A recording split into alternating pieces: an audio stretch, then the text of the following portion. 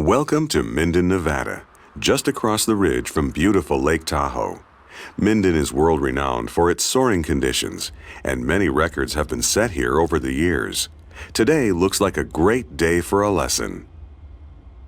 You're sitting in the DG-808S, a state-of-the-art glider built for competition soaring. Today you'll get familiar with the features and flying characteristics of this sophisticated aircraft. The most obvious difference between a glider and a powered aircraft is its lack of an engine. To get in the air, you'll be towed aloft by another aircraft known as a tow plane or tug. Press Control-Shift-Y now to let the tow plane know you're ready for takeoff. Once you're moving, expect the glider to lift off much sooner than the tow plane. Be patient and just level out while the tow plane gains speed.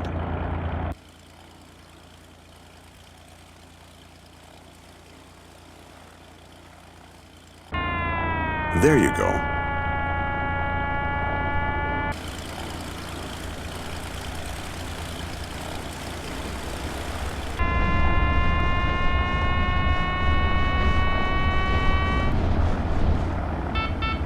You're airborne. Level off until the tow plane is off the ground. That beeping you're hearing is the variometer. I'll explain it later. There he goes. Just stay right behind the tow plane. Don't get too far above, below, or off to the side. If you're not careful, you can pull the tug off course. Done properly, he won't even know you're there. Go ahead and raise the landing gear now by pressing G. Visualize a box around the tow plane and try to keep the glider in that box at all times. You'll know you're getting outside that box when you can see the sides, top, or bottom of the tow plane.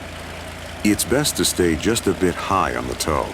The wake from the tow plane's wings flows downward, so staying high will keep you in smooth air. You've only paid for a tow to 2,500 feet above the ground, so he'll expect you to release at that height. That's about 7,200 feet on the altimeter. The tow rope release is the yellow knob on the bottom left side of the instrument panel. To release the rope, you can click it or press Shift-Y, but don't touch it until you're at altitude. That would make for an awfully short flight. Speaking of shorter than expected flights, there comes a time in every glider pilot's career when he doesn't make it back to the airfield as intended. Either through bad decision-making or lack of lift, he or she has to put the glider down in a field. This is called landing out. It's actually quite routine in cross-country soaring, but it's embarrassing nonetheless.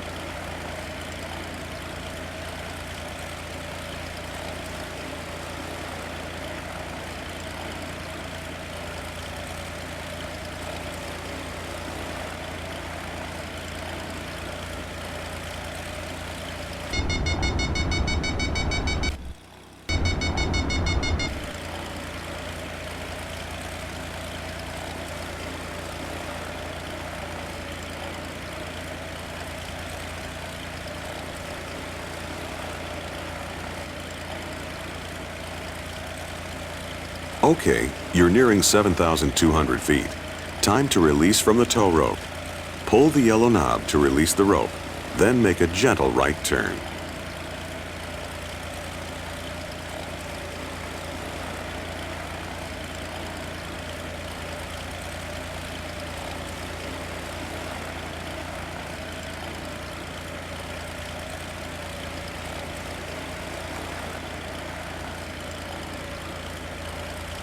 Nicely done. Now level off and trim the glider to fly at 80 knots. Now that you're on your own and powerless, you'll need to find rising air to stay aloft. Keep flying straight and level, and I'll explain what to do next. Rising air, or lift, comes in a few different forms. The most common variety is a thermal.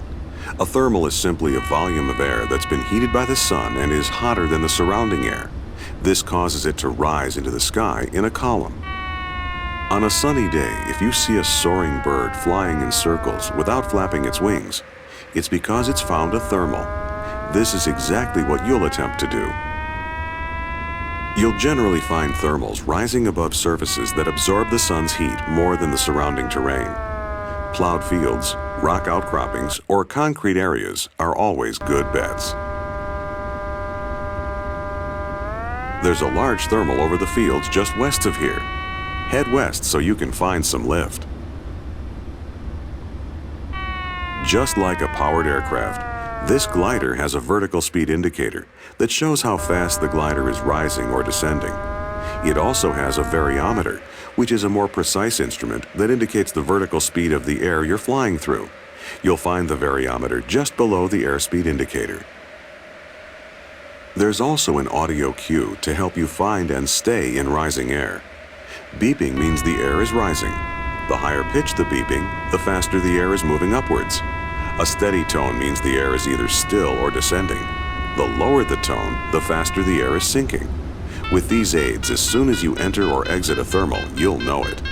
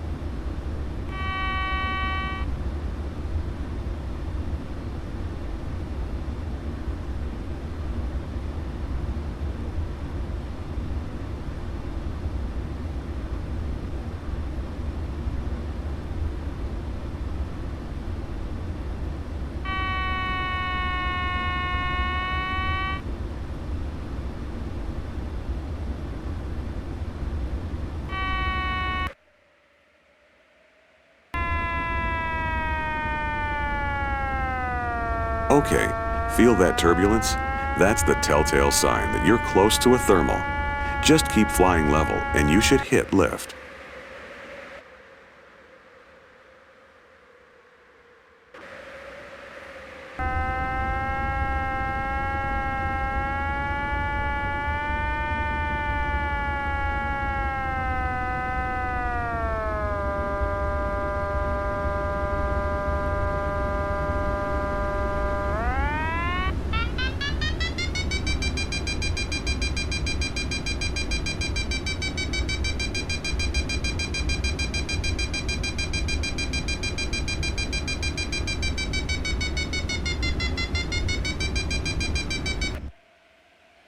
Ah, there it is. Now fly circles inside the thermal to keep gaining altitude.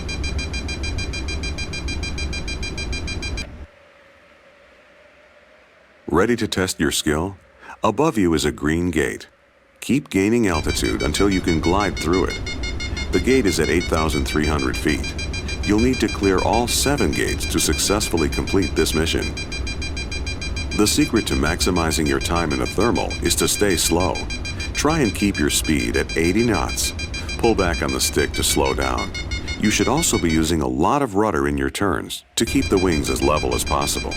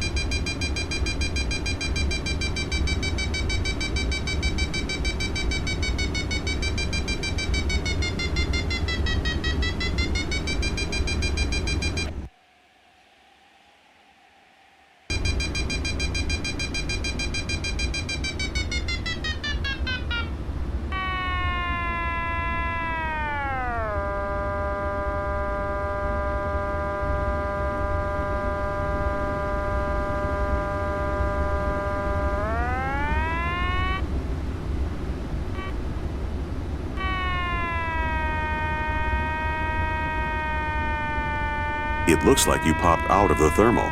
Turn around and enter it again. This time, try to stay inside the thermal by making tighter circles, just like eagles do.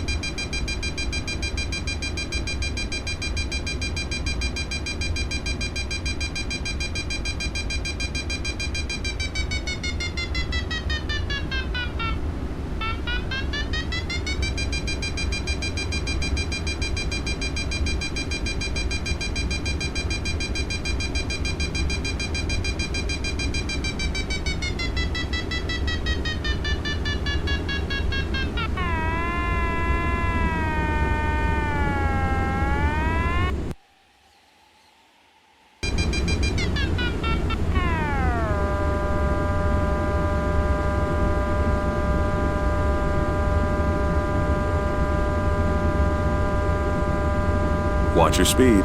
Any faster and you'll overstress the airframe. Nicely done. Now that you're familiar with thermals, it's time to explore another type of lift, ridge lift. Fly west towards the mountains. There are 3 more gates there for you to fly through.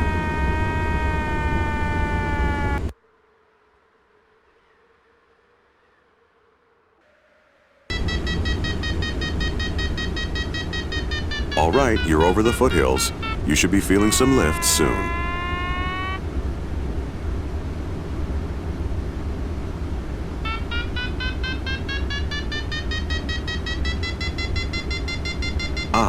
There it is. Nice, smooth ridge lift. To stay in this lift, turn and fly parallel to the mountain. When you feel the lift waning, turn away from the mountain and do it again. Ridge lift occurs when the wind is blowing up and over a hill or a mountain. This generates an area of rising air or lift on the windward side of that hill. Instead of circling like you would in a thermal, to make the most of ridge lift, you'll fly a back and forth pattern in front of the hill. You'll gain altitude with every pass. There are some dangers associated with ridge lift. You're flying in close proximity to the mountains, so there's no room for error. Always turn away from the hill. There are also turbulent areas of downward moving air on the downwind sides of hills and mountains. This sinking air can drag you right into the hillside. So always stay on the side of the mountains that the wind is blowing from. See the series of gates along this ridge? Keep climbing until you can clear them all on one pass.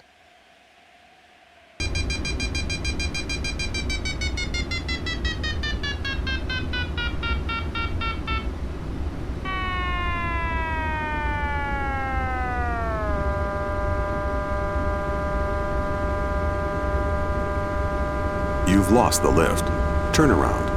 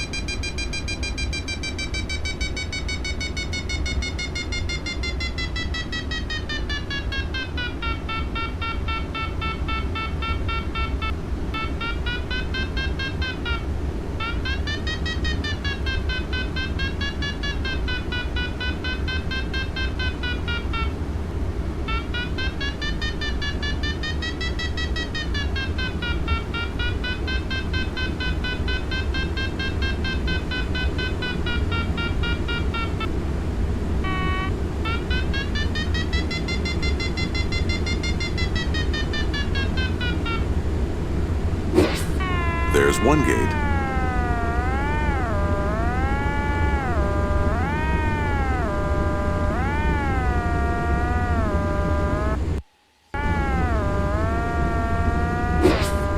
Good job. One more.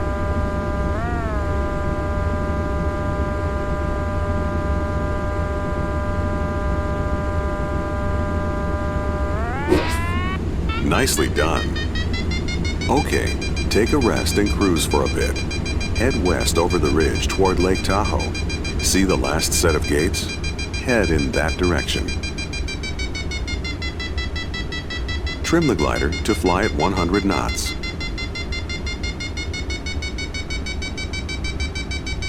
You may encounter some sink on the other side of the ridge. Just head west. There's plenty of lift on the other side. The last type of lift to know about is wave lift. Wave lift is similar to ridge lift, except it occurs much higher up, above and behind the ridgeline. That's the Lake Tahoe ski area just below you. When air is disturbed, it acts a lot like water and creates ripples and waves. As an air mass moves up and over a mountain range, it pushes the air above it up and out of the way. This disturbance causes a wave motion that can extend out many miles. This is wave lift. Keep in mind, though, that the air masses between the waves are sinking. Many soaring altitude and distance records have been set after finding a good wave. It's a rare day you find a good wave, and today the winds are just right. Just keep heading west and watch for smooth rising air.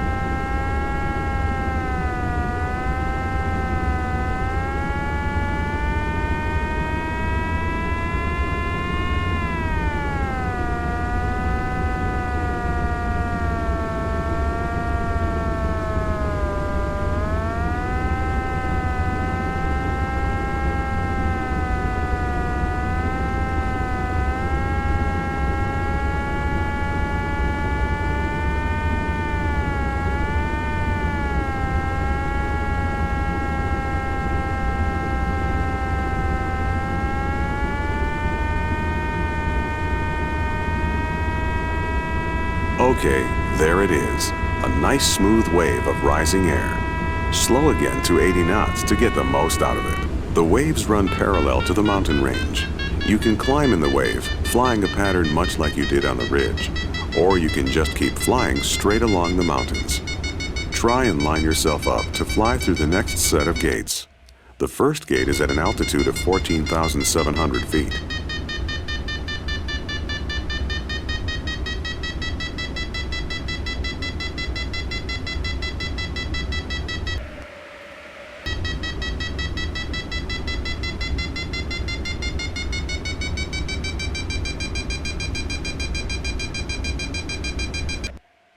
Ready to learn some more about this glider? A heavier aircraft penetrates the air better as it has more inertia. This means more speed. Many racing sailplanes carry ballast so they can fly faster. Ballast is weight added to the aircraft in the form of water. This extra weight means the glider won't thermal as well, so sometimes in low lift areas you'll need to drop that extra weight. This is done by opening valves to jettison the water. Don't do it now as you'll need the speed to get home, but the valves are controlled by the chrome handles on the right side of the cockpit. Next subject, flaps. Lift itself creates drag, and drag slows you down. Gliders usually have an enormous amount of extra lift. When you fly fast, this extra lift isn't needed. It just slows you down. To reduce the lift, this glider features a negative flap setting. Once the flaps are at 0 degrees, just press F6 again to move the flaps into the negative range. To set the flaps to neutral again, press F5.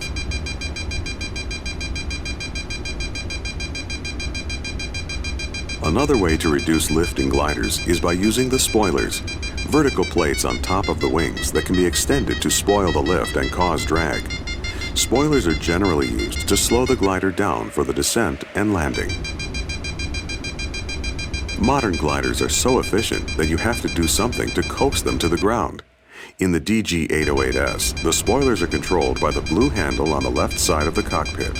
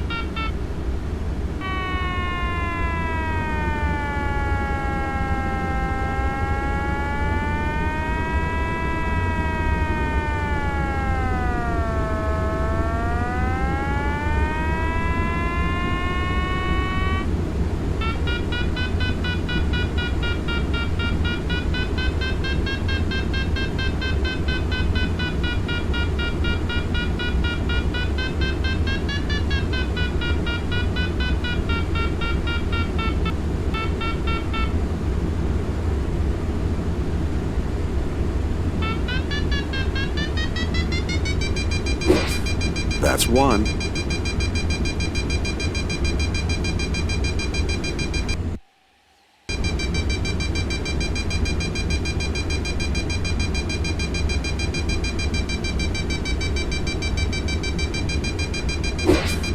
And another. Very nice. One more.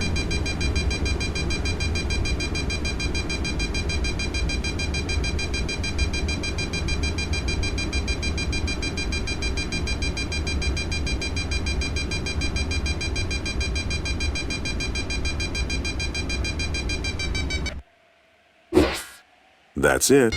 Well done. It's like magic, isn't it? No engine at all, and you've climbed this high. You can either keep soaring this wave or head back to Minden. It's up to you.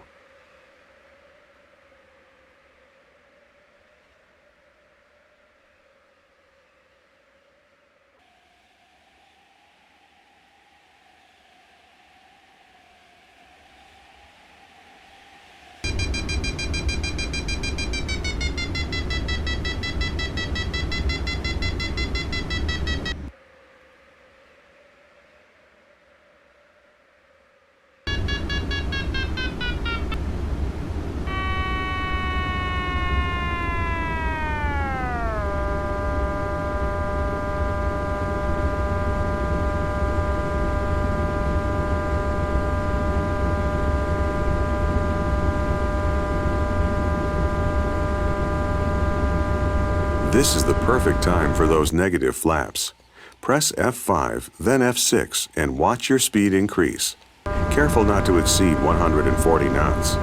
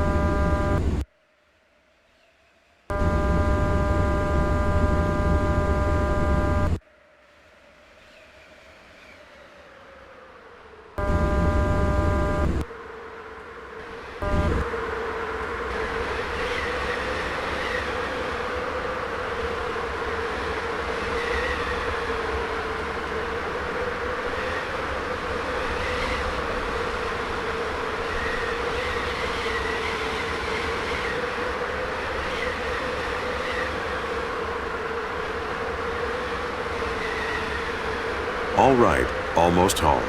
With this much extra altitude, you'll need some help getting down quickly.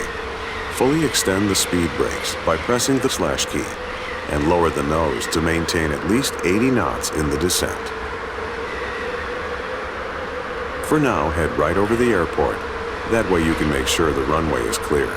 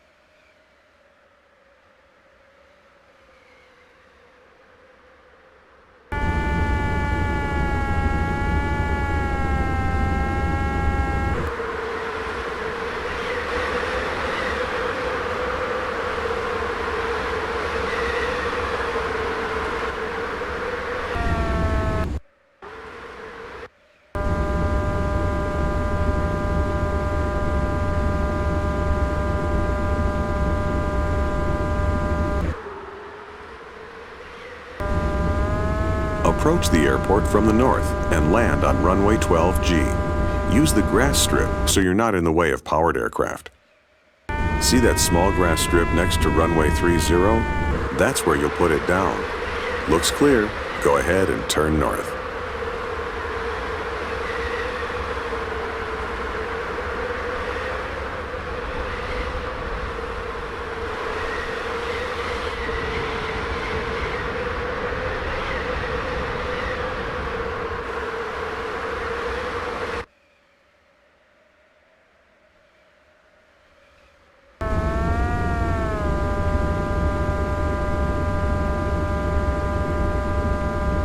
Time to line up with the runway before you lose too much altitude. Retract the speed brake and make sure flaps are neutral by pressing F5. Go ahead and dump your ballast if you haven't already. Turn the chrome handles on the right side of the cockpit.